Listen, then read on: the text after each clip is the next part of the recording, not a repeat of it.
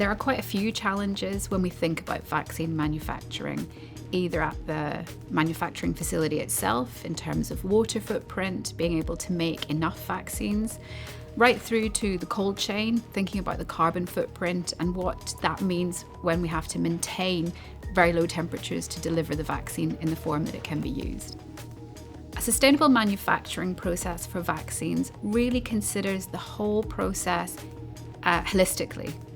It sees each step as interconnected and looks at the influence of decisions from the lab to the manufacturing facility right through to the delivery of the vaccine to the patient. Manufacturing sites use a lot of energy, so being able to reduce that demand and being able to cut down processing times ultimately will give us sustainability gains. Vaccines have been manufactured for a long time using traditional approaches, so using material that contains viruses or bacteria that have been weakened, and the process to make these is quite complex, multi-steps, takes a long time to manufacture.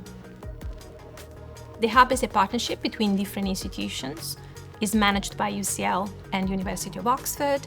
We are not making vaccines against a specific disease because the process to make that would be different for a different vaccines-disease combination.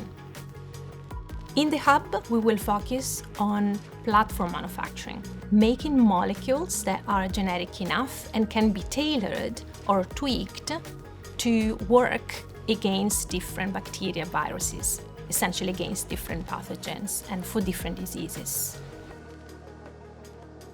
A successful project will create an ecology of people, a network of researchers who can really embed sustainability into whatever processes they design, both within the vaccine sector and beyond into other applications. We can begin to look for opportunities where, for instance, waste, which was material that was previously discarded, could become a resource and could create opportunities for further value creation. The hub will work to make vaccines that are cheaply, at reduced cost, and stable at room temperature so that they can be distributed to everybody who needs them.